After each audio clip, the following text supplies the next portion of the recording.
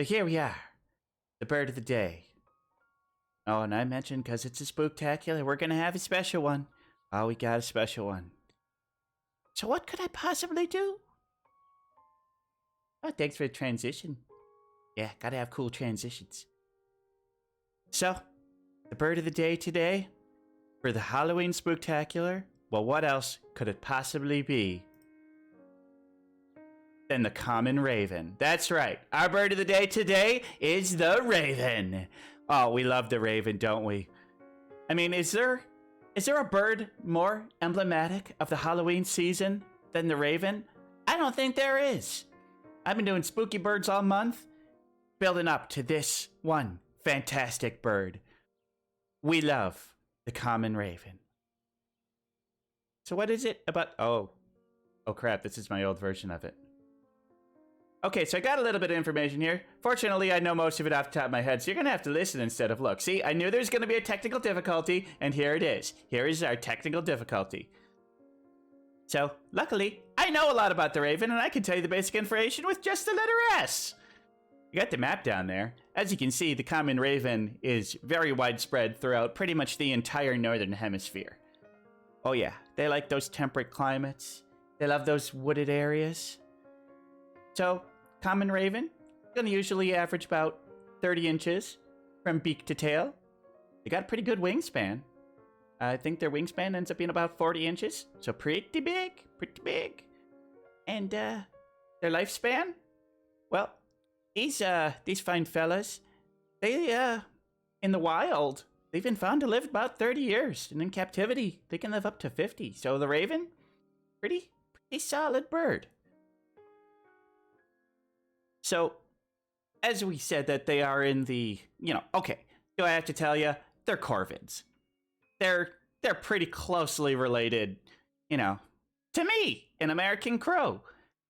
They're of course in the order of Paciforms, like all perch birds are, and they are the largest species of all birds in the order Paciforms. Oh yeah, that's pretty neat.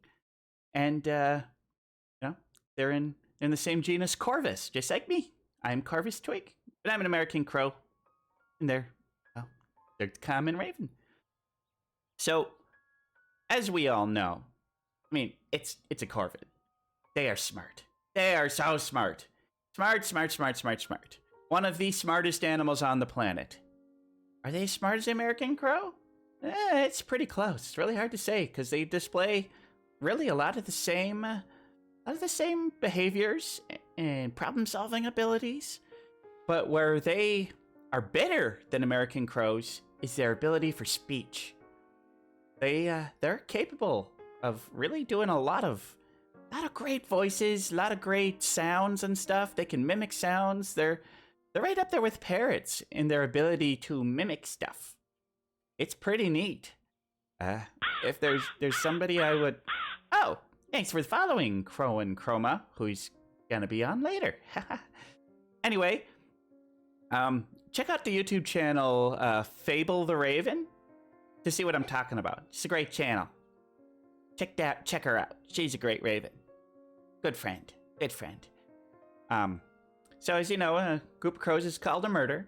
Well, a group of ravens is called a conspiracy. Oh, those conspiratorial ravens, because they're always planning together and doing all sorts of stuff.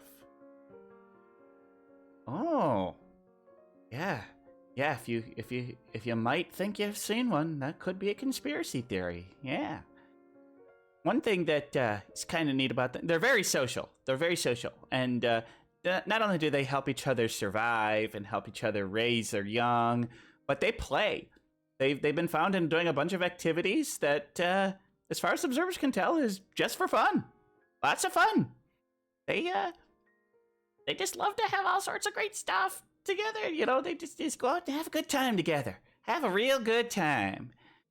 And, they're great speakers, but they can communicate other ways. They found that they can communicate by moving their talons around, doing certain wing gestures, clacking their beak. It's pretty neat.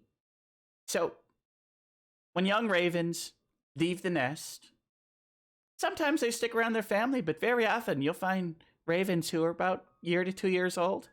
They'll be hanging out with other ravens a year to 2 years old that they may not even be, that they're not even related to. And it is in these raven gangs is usually where they find their partner. And ravens do mate for life. So basically, you got a bunch of teenage mixers, they hang out, and they fall in love. And they stay together for the rest of their lives and raise their babies together. It's pretty nice. It's pretty sweet. Now, obviously, the raven is a very common symbol. The raven is heavily featured in so many stories, so many books, so many mythologies. I mean, Norse mythology. Oh, Norse mythology has ravens all over the place. You see ravens in a lot of pop culture. Obviously, ravens were pretty heavily featured in Game of Thrones. Used instead of pigeons to carry messages. So the raven, it's a common symbol, and I think a lot of people really appreciate just how symbolic and emblematic these birds are. They're pretty neat. And so, if you're new to birds, you may be like, well, crow, raven? What's the difference? Well, let me tell you the difference. So obviously, they're both fully black paciforms, one of the rare few. Both very social, both very intelligent, both member of the genus Corvus.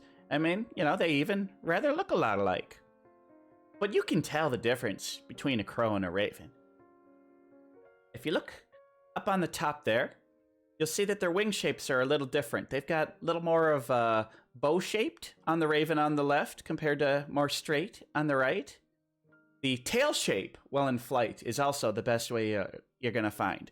You see how the raven, their tail shape is really more kind of that wedge shape, whereas the crow, it's just a mostly flat but gentle curve. And when they're on the ground, good way to see is look at those neck feathers. Yeah, look at the neck feathers. With a crow, it's usually going to be smaller feathers that are pretty smooth looking. Smooth on the chin, see? I mean, I got a little tufts under me. But the ravens, if you see those big poofed out feathers on the neck, that's probably a raven. Oh, also the biggest difference is that, ravens are like twice as large as crows. They big boys. They are big boys. I mean, they're bigger than a bunch of species of birds of prey. Raven's going to be, like as big or bigger than like a kestrel or some of the smaller falcon species. I mean, they're not up there with eagles and owls. Well, some owls, bigger than some owls, but you know what I mean. And, well, the American crow is just in North America. And then the carrion crow is its European cousin. And you're going to find that in most of Europe. And, oh, hey, Mike D. And the common raven, though, the one that's in North America and the one that's in Europe is the same species. So, yeah, I think that's pretty neat. And then the vocal sounds is another big one. So, American crow is going to be kind of a more higher pitch, ah, ah! Whereas the raven's going to be more of the, ah, ah! Yeah, you got that. You'll be able to tell when you hear it. So, yeah. Now you know how to tell the difference between a crow and a raven. And, I like them both. I mean, obviously. So what are my thoughts on the raven? Well, I think that, are they the best bird? No. American crows are the best bird. But ravens, I'm going to have to go and give them number 2. Although, the carrion crow, they're pretty much, they're very similar to the American crows. I don't know. But ravens, I don't think you can get a much better bird than the common raven. They're cool. They're smart. They're just, this is an all-around fantastic bird. An all-around fantastic bird. I love ravens, and I hope you love ravens. They are amazing. They are so amazing. And, if you live anywhere in the Northern Hemisphere, keep an eye out for them. Because they might just be around. And you want to give them a snack? Give them a snack. Just try to avoid things that are salty and sugary. Unsalted peanuts are good. I mean, they're adaptable. They're omnivores. They'll eat just about anything. But make a friend with a raven. Because a raven probably wants to be your friend too. Should probably not, but you know what I mean. So, of course, if I'm talking about ravens, we're going to go into our first spooky story. And what else could it possibly be for a raven? Well, we're going to be doing a nice, fun reading of Edgar Allan Poe's